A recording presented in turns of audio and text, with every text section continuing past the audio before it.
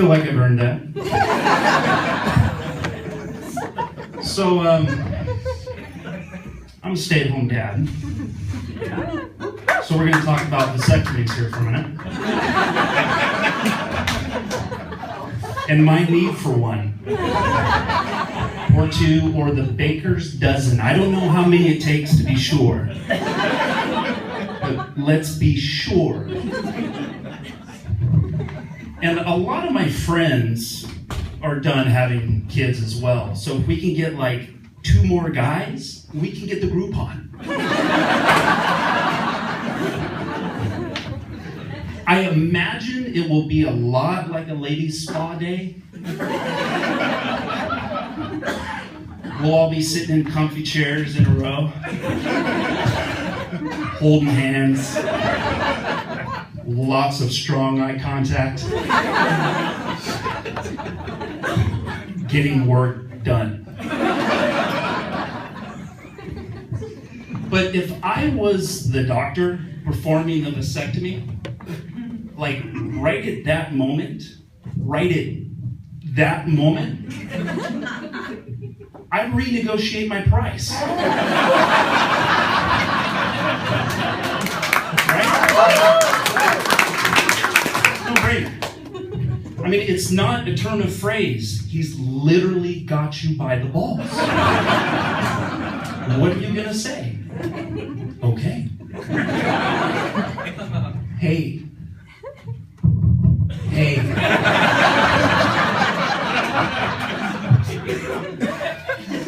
What are these worth to you? Next time you come in here, you wash this.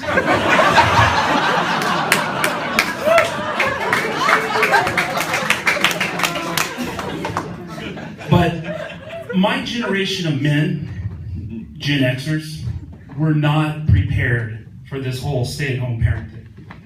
Nobody prepared me for this. Change a flat tire? Sure. Maybe.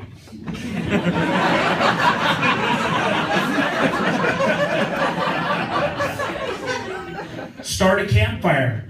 Okay. If you got matches, we're on.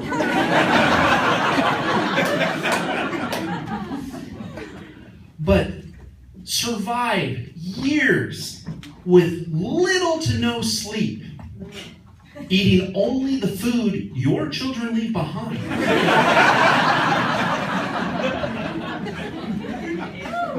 Living in fear because you're fairly certain that these tiny people are part of a much larger conspiracy to destroy you. You know who goes sleep deprived days on end with little to no food, surrounded by people who are trying to destroy them? Navy SEALs. Navy SEALs got that training. I didn't. I was dropped behind enemy lines holding baby powder and a banana.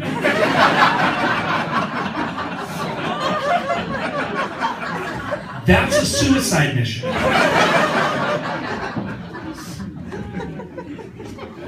But I remember what I thought being a stay-at-home parent would be like. That I would have extra time.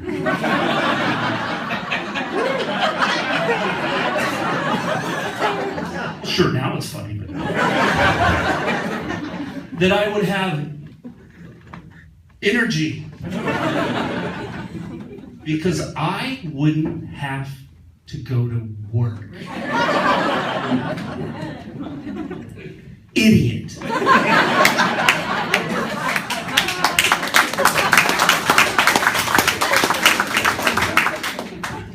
And I remember telling my family and my friends that I was going to be a stay-at-home dad and what my big plans were. And I know that I didn't say it this way, but when I remember it, it sounds exactly this way.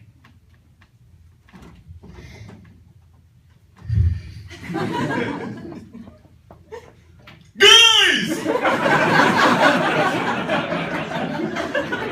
I'm gonna be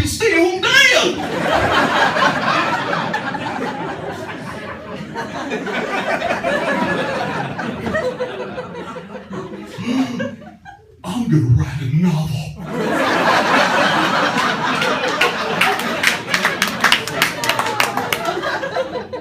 Maybe a screenplay.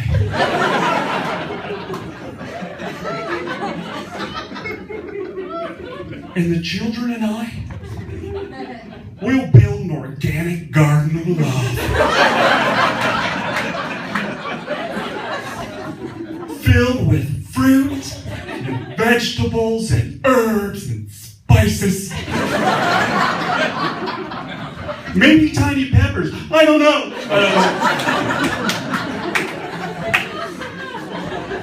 But it'll be amazing. Because I'll have so much time and energy.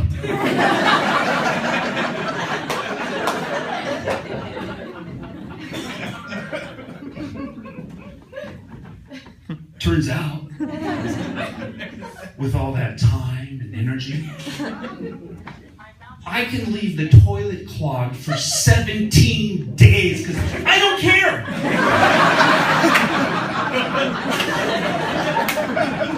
I don't care.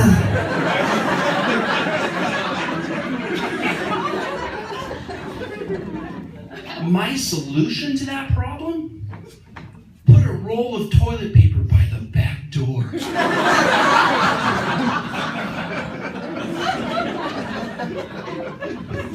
Oh, you gotta go to the bathroom, do you? Okay, what you're gonna want to do is you're just gonna go right out the back door there. You're gonna make a left. Some call it hanging a Louie. It's gonna be your second bush on the left. No, you'll recognize it. It's the dead one on top of Crab Mountain.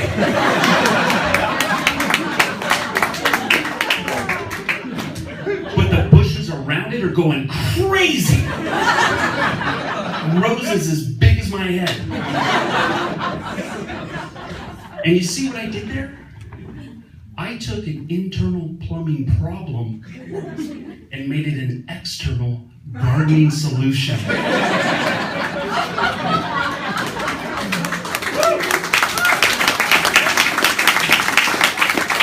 Suck on that, Martha Stewart.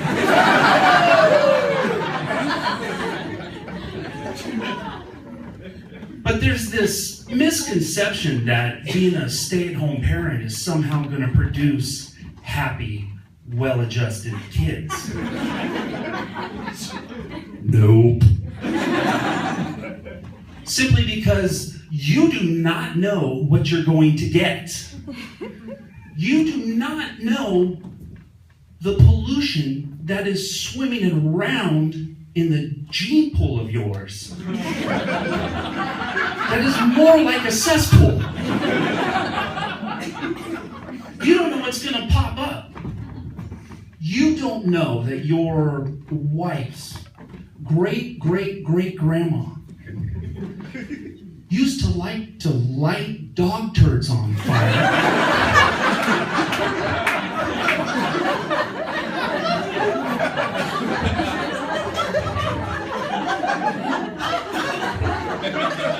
Because she liked a warm meal.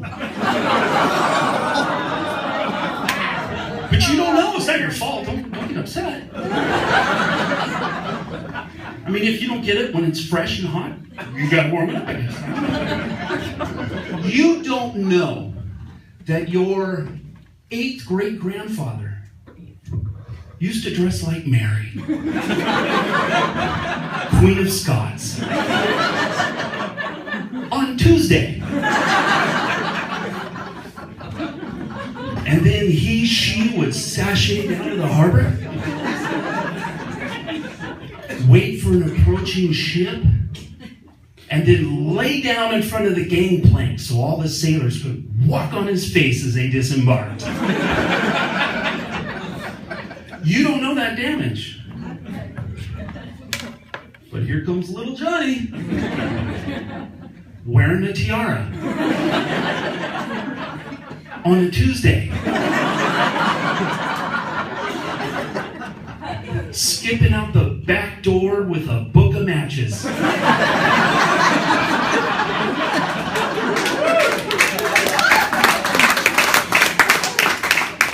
There it goes. Yeah, there's, oh my God. You just don't know. You don't know. I got surprised. But my wife is the working mom, of course.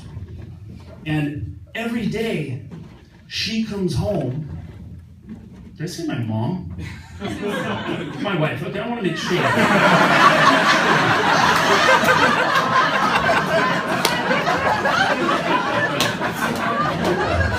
I love my mom. I do. But yeah, so my wife comes home every day with a smile on her face,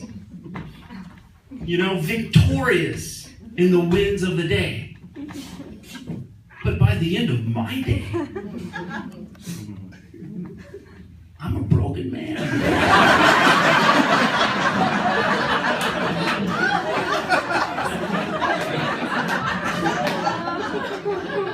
And the children are sick of me. They can't wait for their mom to come home at 6. They're ecstatic. Every day they're waiting by the curb. I know, I put them there at 3.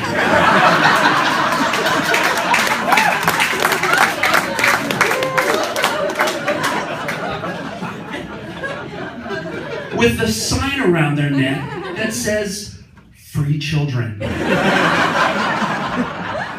Partially house trained. One of them's 7, so. But then she walks into the house and into a scene that she can't comprehend. Because I'm standing in the corner, like the end of the Blair Witch Project.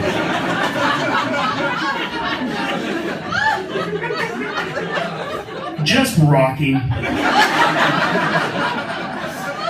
Back and forth. Handprints all over the walls. Some of it's paint, some of it's mud. A lot of it is poop. A lot of them are my handprints. And she just wants to know, "Babe, are you okay?" No! I'm not okay! I'm never gonna be okay! Because 3 to 6 p.m. is the worst part of the day. You just have to survive those last few hours before the cavalry arrives at 6.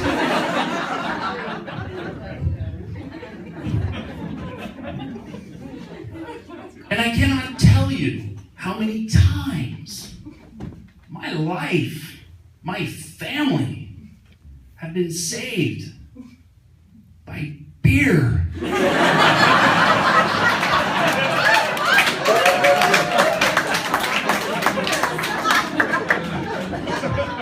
I'm not gonna lie. Beer is the glue that holds us together.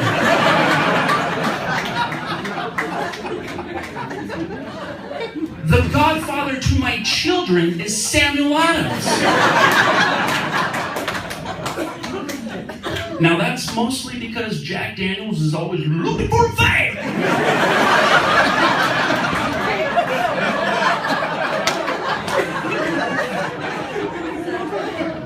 But not Sam.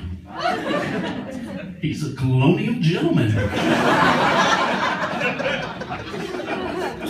When my children need patience, Sammy's there.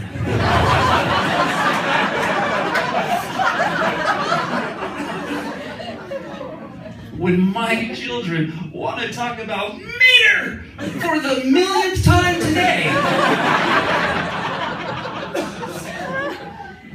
Sam will listen, baby.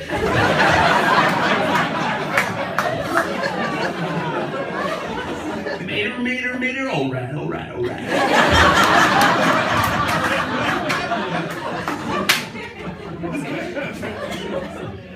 If it wasn't for Sam, I would probably be single and living in a car, and the children would be in protective services. But Sammy intervened, and he made things okay.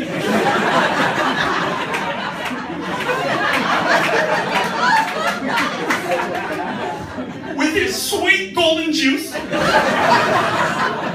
I love you, Sam. Thank you, I'm Aaron West.